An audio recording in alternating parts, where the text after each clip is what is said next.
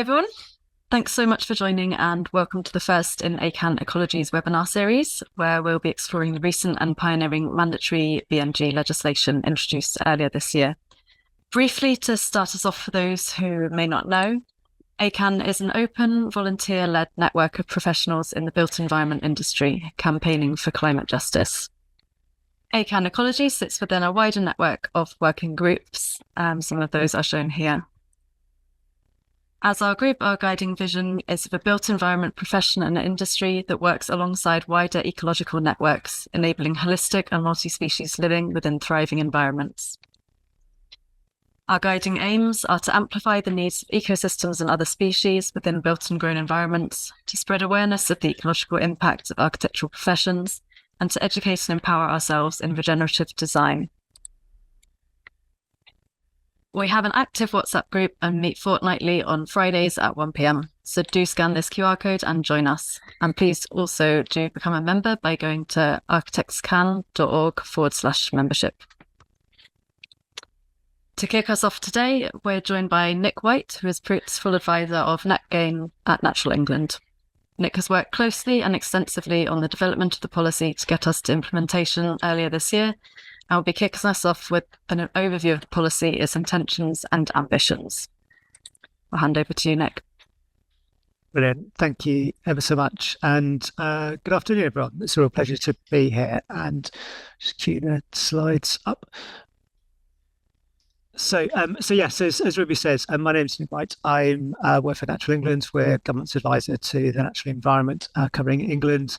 And I'm just going to set out a little bit of background about why biodiversity NetGain, but then also briefly touch on the details of the policy itself. I suspect many will be aware of that, so I won't go into that great detail. And then some of the what the policy is trying to achieve as well. But first off, as Ruby's already mentioned, we are in a series of environmental crises. Obviously, to start with, we've got a climate emergency. It's well known, well understood, but alongside that, and increasingly getting global attention, and increasingly being recognised as being the kind of same side of the very similar coin, is also the biodiversity crisis as well. We have the unfortunate accolade of living in one of the most nature depleted countries on earth, and but also the situation in the UK is also sadly replicated in many other places as well. But we know that what is needed to meet the needs of species and wildlife in England is better quality, more habitats.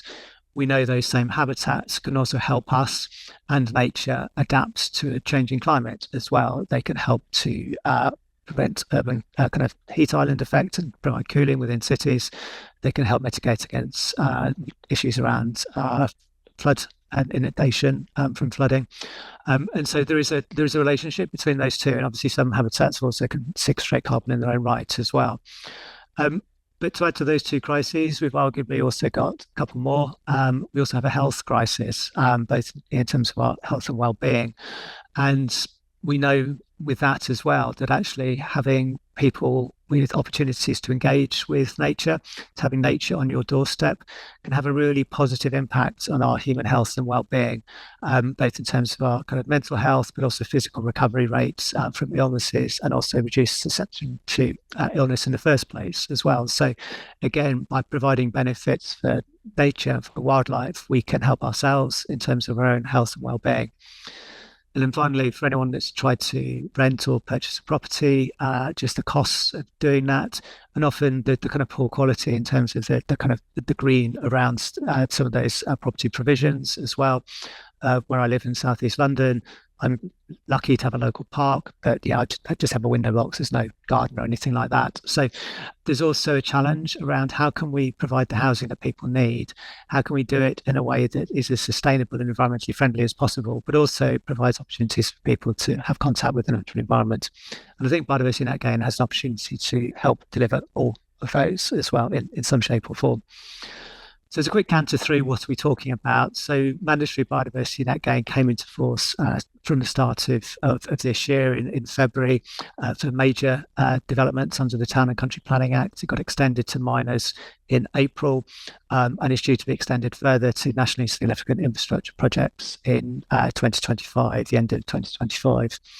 And it requires that schemes that are covered by this requirement, and it's pretty much most kind of developments of scale, there are certain exemptions. So things like household applications are exempt. There's some exemptions for custom self-build projects, but for most applications where they are subject to this, they have to deliver a measurable gain. So it means that the scheme needs to evidence how it's going to leave the natural environment in a better place than it was before. And it does that using a standardized metric that uses habitats as a proxy for nature. And in most cases, those gains have to be secured for at least 30 years as well. So this is about long-term change. I think this is a really quite a significant paradigm shift in terms of how we're expecting and what we're expecting from the development process. There's different ways gains can be delivered, but if you're going off-site, they need to go onto a national register, which is also gone live. And for me, one of the really fundamental things about this new requirement is it's additional to existing requirements. It's not changing or weakening any of the existing kind of environmental requirements through the planning process. It's additional to that. And so there's different ways of delivering or achieving net gains. In many instances, particularly for larger schemes, they'll be able to probably achieve net gain fully within the red line boundary of the project. So in the example on the left, that's a scheme in Greenwich, quite close to where I live. It didn't come through as a part of mandatory net gain, but as an example of where development has successfully really kind of radically enhanced the green infrastructure within the development footprint to deliver a kind of a massive boost for nature, as well as make it arguably a much more attractive place to live for residents, and achieved a significant gain in doing so. And many particularly large projects will be able to do that. There'll also be those circumstances where that's not ecologically or practically possible, so they need to go off-site, and that's where either as developers or landowners, local authorities, farmers, NGOs as well can provide lands for delivering gains, or as a last resort, you can buy statutory credits from government, but they're very expensive and really would advise against trying to do that if at all possible. So what's the policy been trying to do? I mean, in a way, part of it is, as it says on the tin, biodiversity gains. It's looking to try and give nature benefits. But part of that often gets forgotten is around reinforcing the mitigation hierarchy, which isn't new within ecology and planning. But it's really having an impact in terms of saying, actually, previously in planning, unless habitats were protected in some form, or unless you were dealing with a site that had protected species, anything else within that development site was potentially fair game. Whereas with BNG, now all habitats in there have a value, and it's increasingly getting people to consider the value of those habitats and trying to retain them wherever possible, avoiding impacts on habitats in the first place. It's also trying to link what's being delivered in terms of nature into wider local nature recovery strategies, and kind of making sure you've got kind of joined up green infrastructure going through areas as well, which benefit us, but it also benefits nature. It's also trying to deliver people benefits as well. We live in a crowded island, and there is huge disparity in terms of our own access to green space where we live and work. And so by kind of requiring this and getting developments to look at being able to try and do this on site wherever possible in the first instance, hopefully it will provide better opportunities for people to come into contact with the natural environment. And then lastly, it's looking to try and improve the development process itself. All too frequently, nature was often weaponized through the development process, with all the power often with the developer. It's a very subjective process, and it's trying to introduce a more objective mechanism by having a standardized metric, standardized game plan, and getting people to value nature from the outset rather than sort of wrangle over it at the end. And in doing so, they're also trying to de-risk the development process by hopefully making it a less contested space when projects are going forward that are sustainable. But I'll be joining the Q&A later on, but that's me by way of the kind of introductory remarks. Back to Ruby. Thanks so much, Nick. Yeah, as Nick said, we will have a Q&A at the end.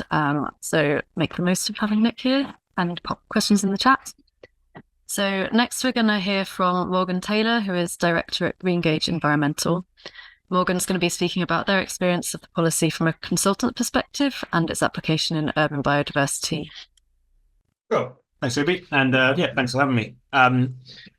So I'll speak about what it's been like to be an ecological consultant in the first 6 months of BNG. And I think the first thing to say it's been busy. It's been exceedingly busy, even though we had years of preparation, or these industry had years of preparation. I think everyone was very surprised to read in February and then April that, oh, actually it is here. It has started. But really, it's also resulted in quite significant materially impactful changes for ecologists in the way that we work, the way that we work amongst teams. And most notably, again, I've got some really clunky visual metaphors in my images for this, rather than me just giving you text. I've just got talking around the kind of ideas. It's given us a seat at the table. When I first started as an ecologist, I'd have to bully my way onto a design team meeting, and when I was on there, it would be, oh, it's the Batman. Who cares about the Batman? It's just, we'll stick some bat boxes in, and that's us done with. But it's meant that people actually are starting to realize that we have a place as part of the design team and can contribute meaningful, valuable contributions towards placemaking through delivering biodiversity net gain. Which leads us to actually the time at which we're actually being engaged. It's noticeably different how and when we are being engaged, to the point where we now actually have people talking to us at the point of strategic definition. We have at a feasibility stage, we would actually do a true ecological conservation opportunity plan, saying this is where you have the highest distinctiveness, the highest value habitats. These are ways in which you can reduce your biodiversity impact, and of course actually use well-designed green infrastructure to optimize biodiversity outcomes. So again, it's changing the dogmas about actually how we develop, not just in terms of the timing and the engagement and the fact that we're invited to these sessions and given a seat at the table, but people are actively thinking about using biodiversity net gain driven outcomes for the benefit of placemaking tools. So this is a screenshot of the Greater Green, and again, wasn't driven by biodiversity net gain. However, BNG was calculated for the project, but this is a phenomenal kind of greening retrofit project that delivers an enormous amount of function in very measurable and immeasurable ways for people and for things such as flood risk or carbon sequestration. So it's really changing this approach of grey versus green within development, and has genuinely allowed us to think about green infrastructure as we really should be thinking about green infrastructure in the truest definition of the term infrastructure, this functional aspect of the development. And that is through the Trojan horse of biodiversity net gain.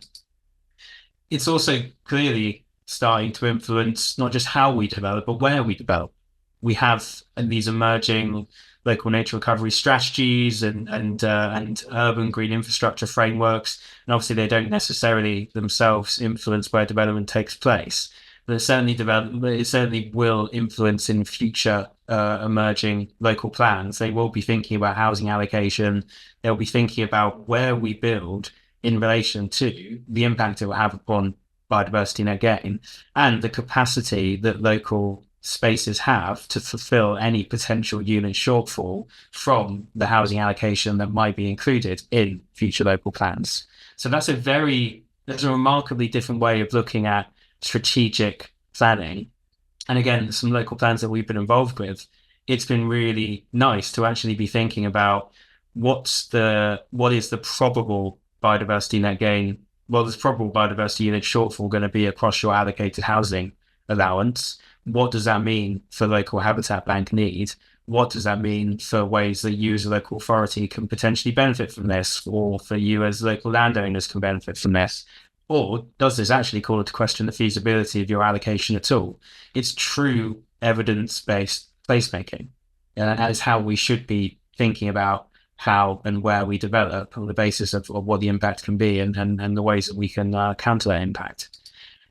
It's also started to introduce the ideas of not just BNG, but ENG, when we're talking about environmental net gain. If we're looking at biodiversity, the way we always frame it is through the lens of ecosystem services. So the tangible benefits that functioning nature actually provides for us as a society.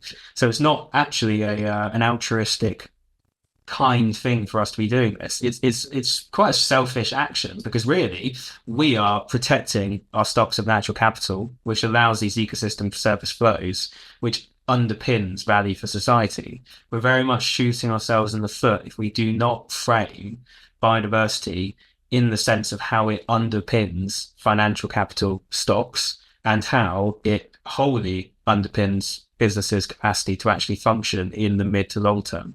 So BNG, even though it's a tangential consideration, it is sitting alongside the likes of the Task Force for Nature-related Financial Disclosure and these broader kind of more kind of complex topics, but it's all linked and it's all meaningful, and it's meaning that future generation of practitioners will hopefully not just be thinking about throwing some bird or bat boxes in there, but thinking about the measurable ecosystem service co-benefit that can be achieved from a biodiversity-led intervention. I suppose this is here in preemptive defense of some of the limitations that are obviously present and necessarily and inevitably present in a totally new process like this. I mean, this is just to show that, as with natural succession, this will take time. And necessarily will take time. I mean, there are reasons why there are time taken to condition multipliers in the metric itself. It will literally take time for these habitats to regenerate, and it will take time for this policy to become normalized. So it doesn't claim to be a quick fix, and it is not, and nor should it be, because it is important and complex. So it will take a while for us to, as an industry, to get our heads around it. I think that's kind of fine. I think it's important for us to acknowledge that that's fine. There is obviously a capacity issue in that we certainly find that we haven't had the resource. I mean, we are managing to resource everything just about, but there are lots of ecologists out there, but they are all pretty much full up. They're busy, because every single project now also requires an assessment for biodiversity net gain alongside the PEAs, the protected species surveys, whatever else we were doing. However, the nice kind of bright sign on the horizon is, I mean, look about green jobs and the growth in green jobs. Look how happy you are if you're an ecologist looking at a field of rosebait willowherb by the looks of it. There's an enormous growth in especially graduate membership in our Chartered Institute, supposedly, and a disproportionate rate to the changing of memberships from graduate up into associate and full members, which shows that we do have a greater rate of influx of new ecologists than we used to have. Which, again, if I were starting my career now, I'd certainly be doing exactly the same thing and starting out focusing on BNG and getting my botanical skills up to scratch, because it's a very important and valuable role now.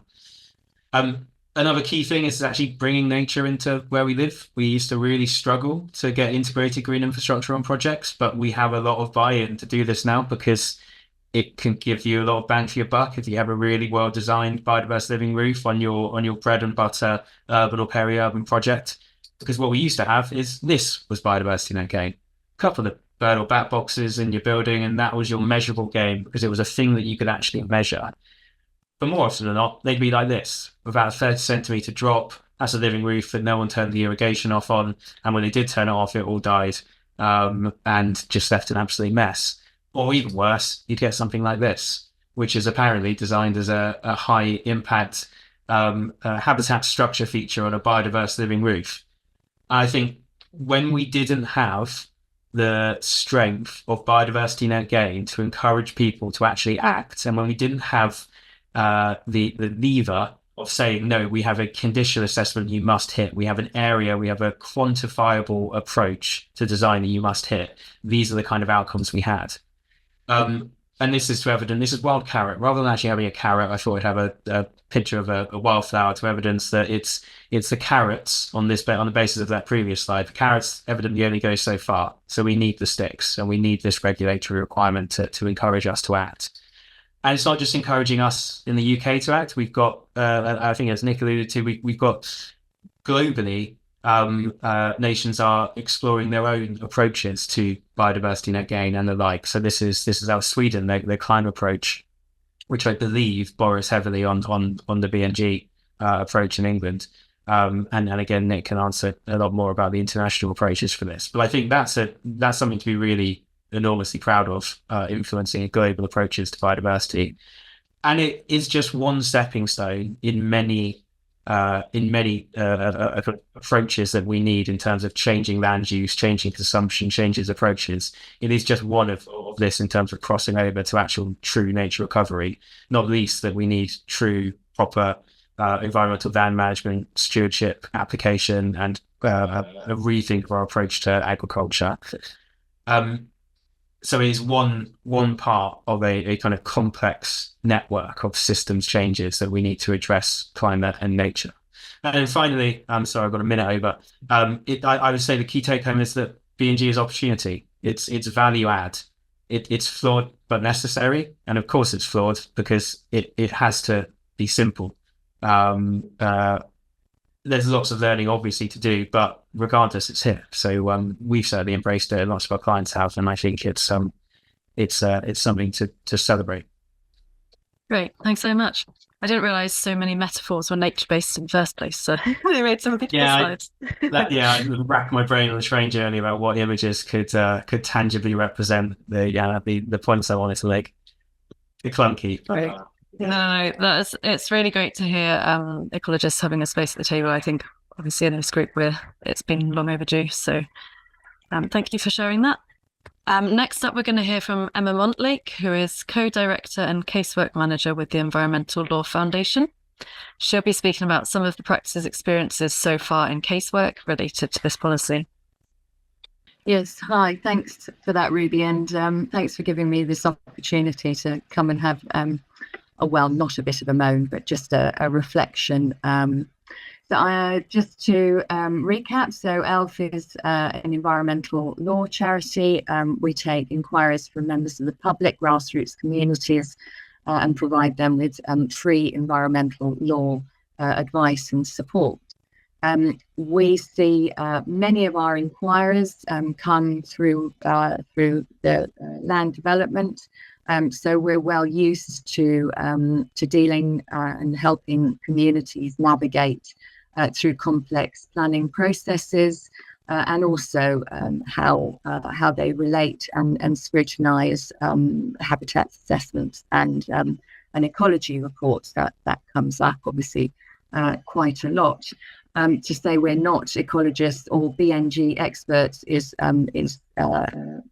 something I must make clear. So we're really just we come at this, I suppose, from the other side. We're helping communities and coming up against developers in that respect. I thought I'd just give a bit of a sort of before and after scenario. So before biodiversity net gain, one of the sort of most egregious occurrences that was quite typical when an inquiry came to us was where a developer had gone in pre-planning application and cleared the site of nature, and so therefore putting in their planning application subsequently and an ecology reports. Obviously, nature had been somewhat denuded. So I'm happy to report that actually in the last 6 months, we haven't received any inquiries at all where that occurrence has taken place. So that for me is a really good win. That is encouraging, from my perspective, good practice and not a sort of cynical approach to nature. So I'm very pleased about that. Another issue that frequently came up was discrepancies between the applicant's ecologist and, say, an independent ecologist or local nature conservation charity such as the Wildlife Trust, where we saw frequently nature being underplayed. And as Morgan has already alluded to, typically, mitigation might be a bird box or two. nothing that was particularly inspiring. So it was to be really welcomed, this new approach. And as Nick said, this is an additional requirement, and doesn't in any way change what is already there before. I'm sorry to say that the discrepancies that we were encountering previous to BNG, we are still encountering. We are seeing, not always, but we are still seeing quite a bit of the massaging of those baseline figures. Often when an independent ecologist becomes involved, they will be advising that the applicant is depressing those baseline nature figures. So that's a bit disappointing. For example, they might be downplaying the existing habitat, saying it's of lower quality, or perhaps inflating the post-development figures. For example, an amenity space might have a significant ecological value. So that is slightly disappointing. I remember being involved in a public inquiry for the deregistration of a village green a couple of years ago, working very closely with the head of ecologist at the local wildlife trust, who was so excited about BNG because he just anticipated that there would be this baseline, this level playing field that everybody would be working from, and so that you wouldn't have this subjectivity. You would have a much more objective starting place. I'm sorry to be a bit gloomy about that, but that is something that unfortunately we are still seeing quite a lot of. There is also a moment for me of standing back and saying, from a sort of slightly common sense point of view, we sadly see quite a lot of protected nature sites being developed, local wildlife sites, for example, and if you're seeing a load of concrete being laid over a nature site, then there is just a slight moment where you scratch your head and say, well, how can you really mitigate for that? We had a case recently of a really wonderful nature site. It wasn't protected, unfortunately. There were nightingales that had been nesting for decades. And just from a sort of rights of nature point of view, those nightingales returning to find that their nesting sites have been developed. There is a loss there that just simply can't be quantified.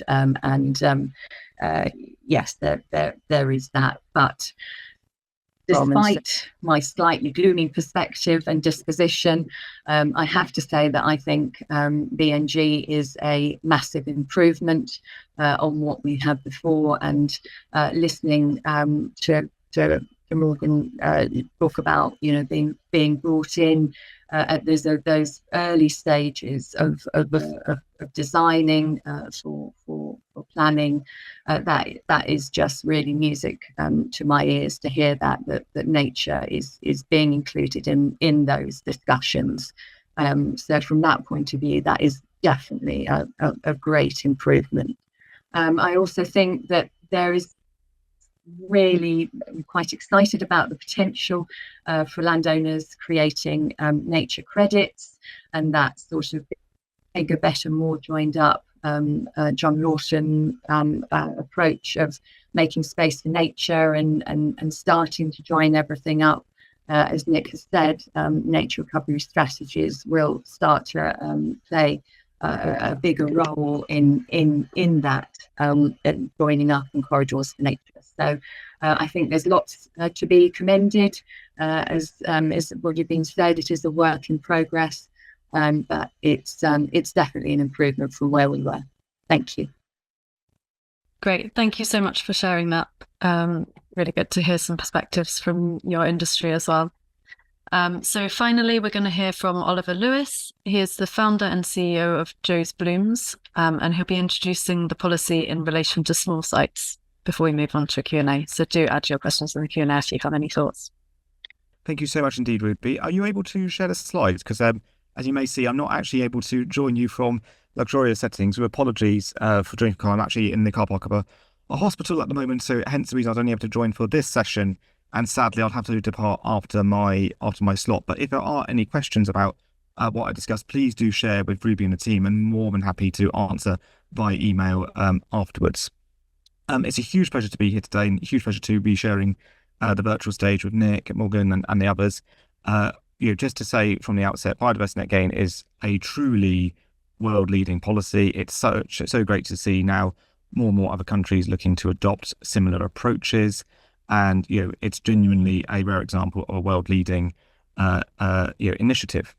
And my comments today are going to be largely focused on the nature of small sites. And it's worth saying that BNG, it's not just a prescriptive policy in terms of, how one measures biodiversity, the approach one should take, the principles, mitigations, etc.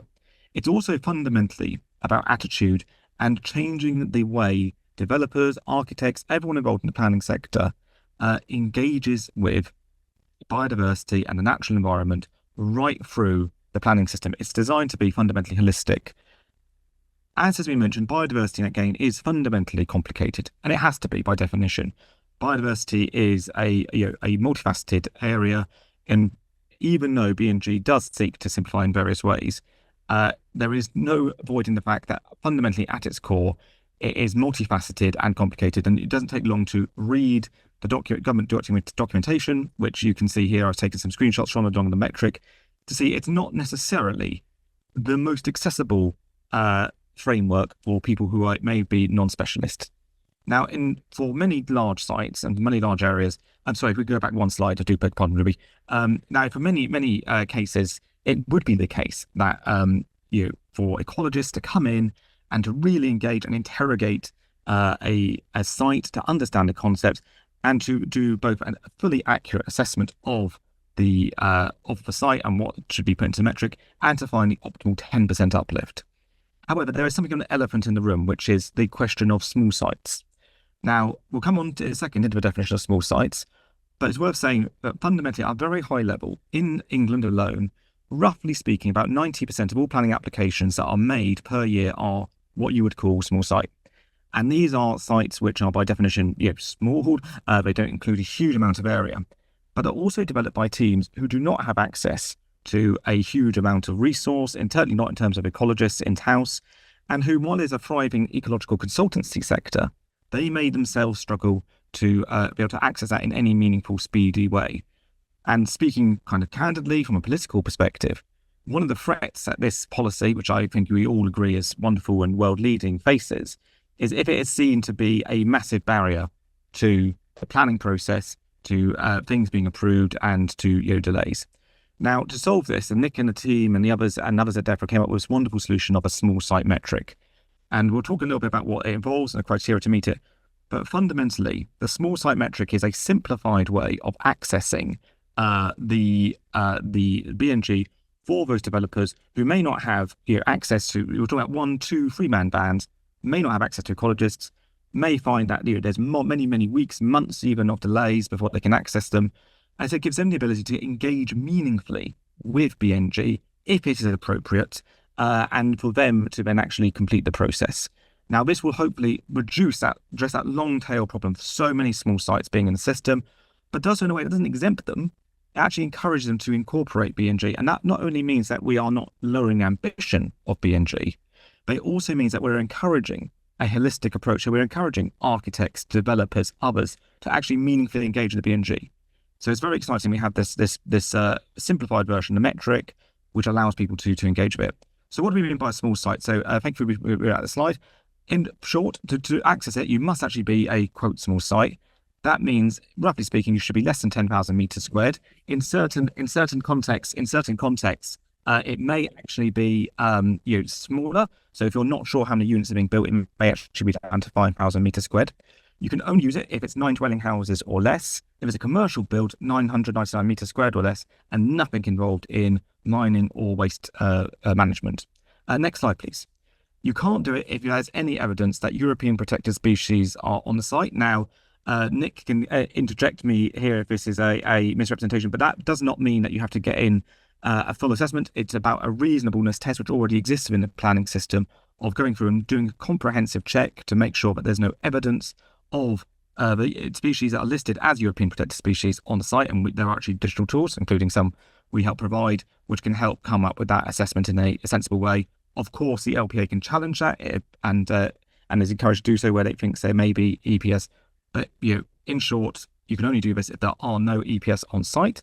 Next slide, please.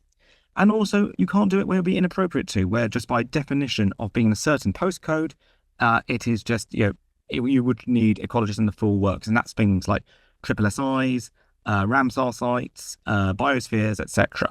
And there are various ways that you can test that online to check. Local authorities may add extra sites and locations to that as well.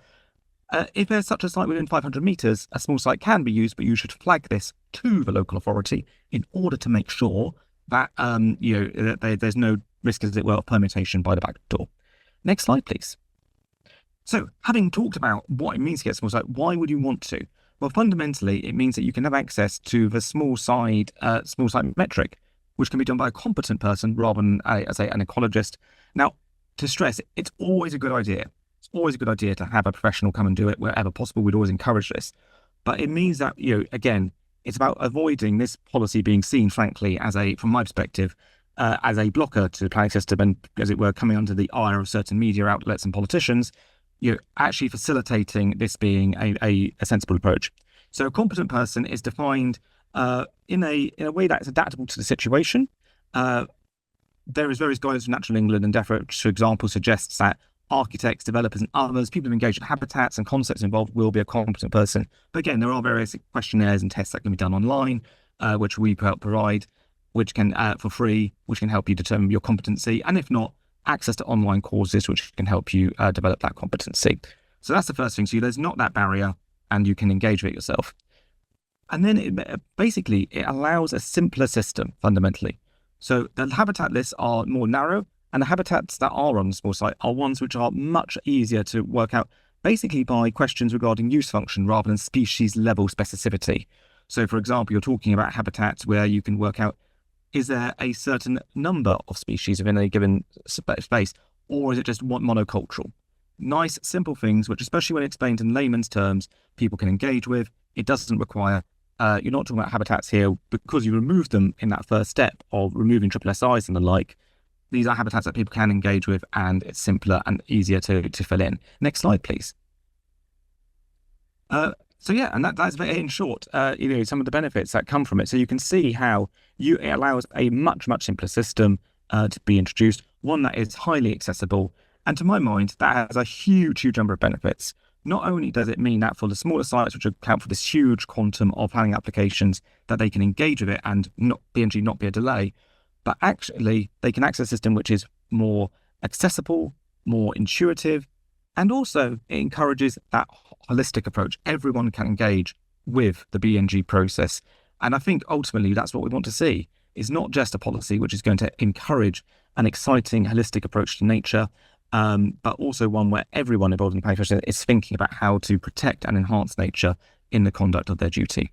So thank you so much for listening to that. I have a doctor currently waving at me enraged outside the window, so I better go at this stage. But as I say, any questions or anything else, please just do drop an email to Ruby. I'll be delighted to answer that. And thank you so much for your time and for inviting me. Thank you so much for joining us. Especially making time. Thank you, everyone. That was really good to hear, so many perspectives. And I know that the policy was quite a long time in development. So although 6 months in planning terms is quite early and we haven't seen those first projects come to fruition, there's obviously been a lot of thinking, especially for people who are in the profession. So if you've got any questions, put them in the chat box. But the first one that we thought we'd ask, are there any plans to make any minor adjustments to this policy, either soon or in the upcoming future, to address any of the implementation challenges we've seen? Happy to have a start with that, if you like. So as Morgan and Emma highlighted as well, this is a new policy, and it's not surprising with anything new. There's always going to be things that need tweaking or improving. And I would very much encourage everyone on the call, and from policymaker down to person creating habitats on the ground, to be engaging in this as an enterprise that it needs continuous improvement over time. There are bits of policy that do need kind of revisiting in terms of there are some legislative gaps that need filling. And also in terms of the policy itself, it hasn't fully rolled out yet. So I mentioned it hasn't yet commenced for NSIPs, and they're still to come. So do kind of watch this space. Government is always in listening mode when it comes to questions around whether the guidance needs improving. I'm aware there's a question in the chat as well about habitats included within private gardens. That's something we're very much aware of as a discussion point, as is government as well. So that's an area under discussion. So I think with anything new, expect there to be bits that perhaps don't quite work as well as expected and need a tweak. And there is definitely still more things to do as well. Yeah, great. That makes a lot of sense. Thank you. And then maybe one that's best for Morgan, but someone was curious about how we go about collecting the baseline data if sites are, for example, inaccessible for scrubland. Is it something that developers decide, or is that a detailed process? Well, I mean, if a site, it's rare we encounter sites that are truly inaccessible to the point where we can't do any sort of field-based analysis, and you would simply supplement that with aerial data and any supplementary data you had available. If you thought that there were also, I mean, we've had plenty of sites that have large areas of very dense scrub. It's normally not BNG that's the issue with access, it's having to undertake protected species surveys and the like when it comes to it. So we have encountered issues of having to have kind of ECAL preparatory clearance kind of routes to even be able to undertake a survey for dawn ice or whatever it would be. So I think it's you would just have to inevitably combine assessment approaches. If you couldn't fully access an area, you do your utmost best with what you can see and use aerial data. I think that there's sufficient room in all of the guidance and documentation to also use common sense, right? I mean, it's not. It's. I think we just because this is a reasonably prescriptive quantitative approach. I think ecologists still must use some logic and qualitative evidence-based judgment when we're drawing conclusions about defining baselines and the like. Can I just add to that as well, Ruby? Sure, yeah. So I agree with what Morgan said. A couple of other things to flag. If you have a scenario where you think a developer is potentially trying to build a fast one and being deliberately misleading and potentially deliberately degraded the quality of habitats on a site, along with the biodiversity gain legislation, the Environment Act also introduced a new capacity to allow you to then challenge and potentially require the developer to reset the baseline to the value of the habitats as they were at the end of January 2020. It's a very specific date, which is really potentially quite helpful to avoid situations where someone literally goes in and tries to clear a site and then claim there was never any habitat there. But then also, as Morgan said, although the metric is trying to be objective and introduce a level of objectivity into the system, ecologists can still quite justifiably in certain circumstances look at the same habitat and reach slightly different conclusions as well. And so I would encourage ecologists on the call. The metric also allows you to kind of evidence why you've chosen a particular condition state or ascribed a particular habitat in the way that you did. And it might be quite useful to use that notes section in the metric as well, just to help people understand how you arrived at your decision as well, because it's unfortunately I don't think there is a system where we can completely kind of strip out the capacity of someone to say we all completely agree with each other all the time. There's always going to be elements of subjectivity in it. It's arbitrary in the first place that we characterize habitats in this way. Like we put a false kind of characterization on everything, as we tend to do, but things don't exist in that way naturally, so to speak. So yeah, to some extent, like the policy is functioning to quantify something which is more of a qualitative aspect. So yeah, we had a kind of a similar related question as well about the measurement and ecologists, and wondered what Emma's opinion might be of the way forward. And we also talked about how many ecologists are needed suddenly with the the amount of applications that are going through with BNG, and whether there might be a way forwards for ecologists to, say, be employed by planning departments so that they could remain fully independent, or what kind of structure you think might help. I think the first thing to say is, in our experience at ELF, given the resource cuts of many local authorities, they have lost a lot of their expertise, certainly so far as the ecologists are concerned. So a bit more money in the system might really help in view of trying to bring some independence to those assessments for BNG. As I put in the chat, I've always thought that you create a difficult system where the applicant is also the one who does all the ecology reports, and I in no way am casting any dispersions or criticisms of ecologists, because I think they do an amazing job, but it does create difficulties, and certainly from the community's point of view, who often know these sites incredibly well, and might be there every day, viewing nature. It creates a lot of cynicism and bad feeling from that sort of community perspective. But yeah, certainly I would love to see independent ecologists appointed on these sorts of applications, and then you do bring at least some sense of standing back and a bit of objectivity to the assessments. Something else actually that I can I ask a question? Sure, yeah. I was just interested as well whether there was any thinking beyond where you have the landowners credits and the investment in nature for 30 years, whether 30 years is quite a long time, but it's not a lifetime, and certainly in terms of ecology, it takes a lot longer for nature to really flourish and take hold, and whether there could be conservation covenants introduced into the system as well, so that landowners, for example, are encouraged to undertake conservation covenants on land where they have invested so much in that nature's recovery. Just wondered whether there was any thinking around that. Happy to pick up that question if that was helpful, Ruby.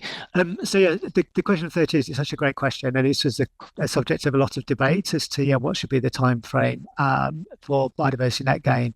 30 years was arrived at because we recognised that it's also fundamental to get landowners on board with this as well, and with the exception of some organisations who are very happy to see their land managed in perpetuity, if you like, for nature, as many landowners would be quite reluctant to enter into an agreement beyond particularly the lifetime of their own lifetime, which is why 30 years was arrived at as a kind of practical. But it's in itself, it's still quite a long time, as you said, but it should keep landowners on board. However, two things. Yes, you can use conservation covenants now. There are another legal mechanism available, and they can extend out to perpetuity if the parties agree. Equally, as a landowner, if you have a site where you meet the habitat states that you said you're going to achieve, so you've got your grassland into a particular condition, for example, but there's possibilities to still further improve that, then you can then sell again. You can say, right, okay, I'm going to enter into a second sale, and this is particularly potentially useful for habitats that we know anyway take a long time, like a woodland, for example. So if you chuck some whips in the ground, in 30 years time you don't have a wood. you have some trees that are going on to becoming a wood. So there's opportunities potentially for 2 or 3 kind of sequential sales over time as well to extend the period of management. But then there's also other funding available potentially as well outside of biodiversity net gain to manage habitats. I wonder if that's also useful in terms of like joined up habitats as we create more of these biodiversity pockets with BNG rolling out over cities, whether there's kind of some sites which become more beneficial. So someone was asking also about whether the policy differs in England versus Northern Ireland, Scotland and Wales, and perhaps also we were talking before about changes that might be taking place worldwide. In the United Kingdom, the environment is a devolved matter, which means that individual nations have it's a policy area they have autonomy over. So for biodiversity net gain, we're talking about a policy that applies currently in England only.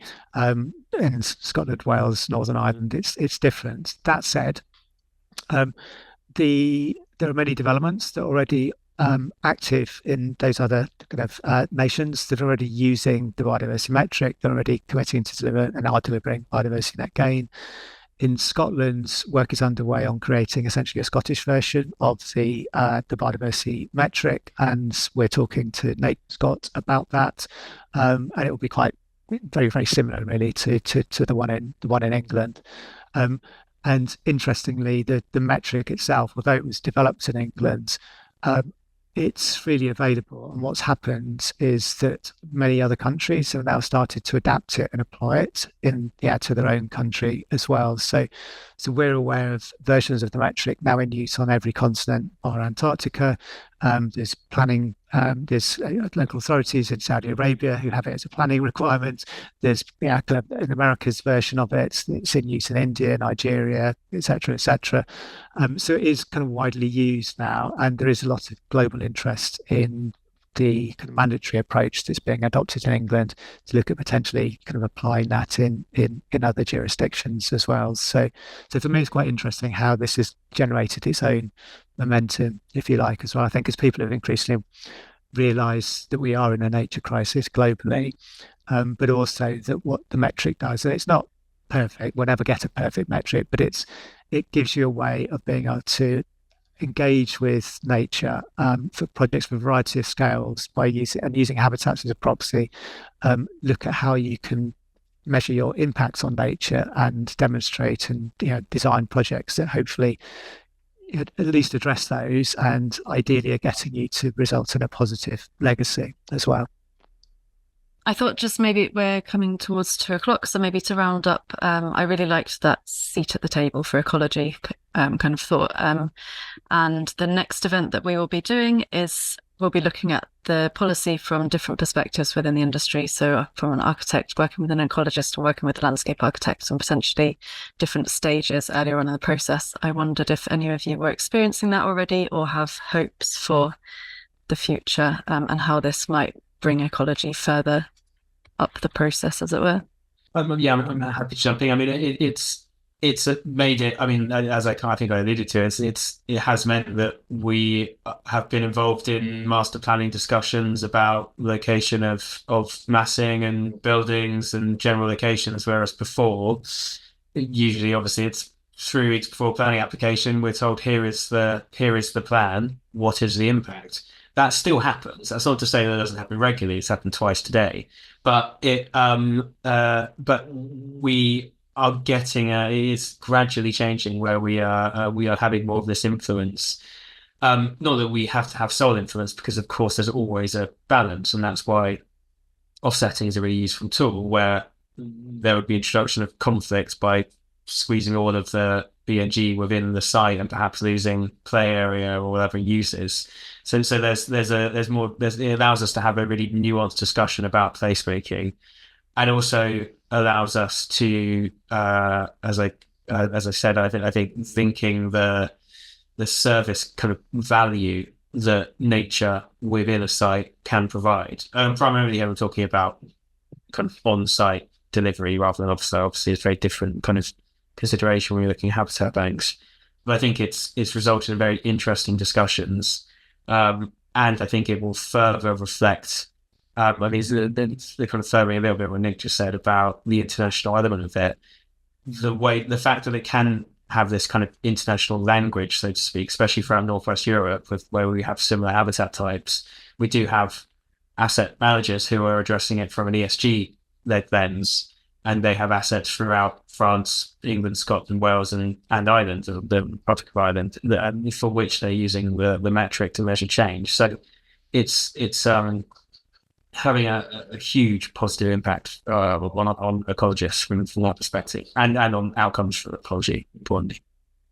I know Oliver's had to leave. It's one area I think there's probably still, everything has more work to do, but one area I think we're trying to focus on is helping SME developers as well, because typically they will have less access to external advice as well. So we've been talking a lot to architects through REBA, etc., around how can, it is about changing some of the ways we go about designing things as well, as Morgan was alluding to. And change takes time, and it doesn't happen instantaneously as well. So we're really keen to kind of continue those conversations, and also with management companies recognizing that they will take on the kind of responsibility for managing, maintaining these assets going forward. And the days of gang mowing periodically, they're going. BNG won't, that won't work for BNG as well. But again, it's ensuring that the kind of contractors, professionals involved with the ongoing site management and maintenance are involved with the discussions with the developer in the first place about the design. They know what they're taking on, and also they have the right skills. They've been given access to the right training to be able to deliver that ongoing kind of 30 years of management as well. So unfortunately, Emma, I'm sure you'll continue to come across examples where it's not working, but hopefully there'll be less and less of those going forward as well. Yeah, I think that's something that's really exciting, is kind of the literacy that comes around it as well, of like bringing everybody on to something which is measurable and across the board. And so like bringing small sites, like having to learn about these habitats will be really great. Thank you so much, everyone, for your time. I'm sure we could carry on talking for quite a long time, but this is the first in a series. Next month, we will be speaking to an architect, a landscape architect, and an ecologist to see how they are finding it and that working relationship. So join us for that. And please do, this is the QR code for the WhatsApp group, so please do join us where there's some great conversations and help to plan. Thanks, everyone, for joining.